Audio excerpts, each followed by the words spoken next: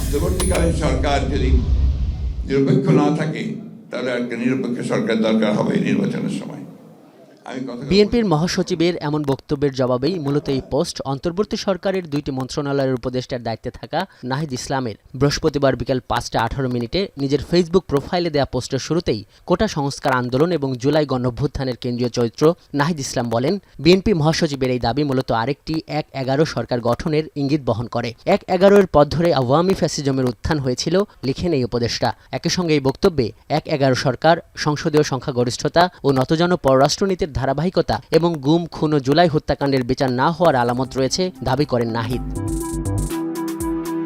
এই ফেসবুক পোস্টে ৫ আগস্ট গণঅভ্যুত্থানের দিনের স্মৃতিও স্মরণ করেন নাহিদ। তিনি লিখেন, ৩ আগস্ট থেকে আন্দোলনের নেতৃত্বে দেয়া ছাত্ররা সেনা শাসন ও জরুরি অবস্থা মেনে নেয়ার বিপক্ষে ছিলেন। ৫ আগস্ট থেকেই ছাত্র ও গণঅভ্যুত্থানের নেতৃত্বকে মাইনাস করার পরিকল্পনা চলছিল। তিনি দাবি করেন, ৫ আগস্ট ছাত্র জনতা যখন রাজপথে লড়াই করছে, পুলিশের গুলি অব্যাহত রয়েছে, তখন আপোষকামী অনেক জাতীয় নেতৃবৃন্দ ক্যান্টনমেন্টে জনগণকে বাদ দিয়ে নতুন সরকার করার পরিকল্পনায় ব্যস্ত ছিলেন। নাহিদ আরও লেখেন, ছাত্র জনতা চেয়েছিল ফ্যাসিবাদ বিরোধী রাজনৈতিক দলগুলো ও নাগরিক সমাজের সমন্বয়ে একটা জাতীয় সরকার।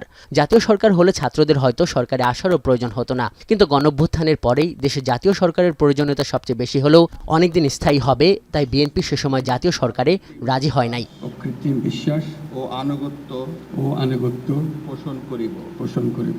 নাহিদ মনে করেন, ছাত্র নেতৃত্বের অপসারণ একই সঙ্গে বিএনপির বিরুদ্ধেও ষড়যন্ত্র। কারণ ছাত্ররাই এই সরকার এবং বিদ্যমান বাস্তবতার একমাত্র ফ্যাক্টর, যেটা ১/১১ সরকার থেকে বর্তমান সরকারকে সম্পূর্ণভাবে আলাদা করে।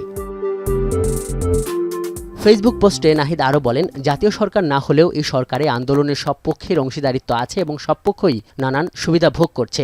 সরকার গঠনের আগেই ৬ আগস্ট অ্যাটর্নি জেনারেল এবং পুলিশের আইজি পদে বিএনপির লোক নিয়োগ দেবার উদাহরণ টানেন তিনি। নাহিদ বলেন, নিরপেক্ষতার কথা বললে এই বাস্তবতাও মাথায় রাখতে হবে।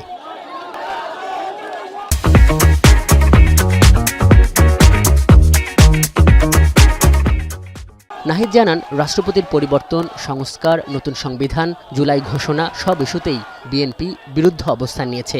অথচ এগুলো কোনোটাই ছাত্রদের দলীয় কোনো দাবি ছিল না। কিন্তু স্থিতিশীলতার স্বার্থে জাতীয় ঐক্য ধরে রাখতে ছাত্ররা বারবার তাদের অবস্থান থেকে সরে এসেছে। কিন্তু এর মানে এই নয় যে গণতন্ত্র বিরোধী ও অভ্যুত্থানের আকাঙ্ক্ষা বিরোধী কোনো পরিকল্পনা হলে সেখানে ছাত্ররা বিন্দুমাত্র ছাড় দেবে।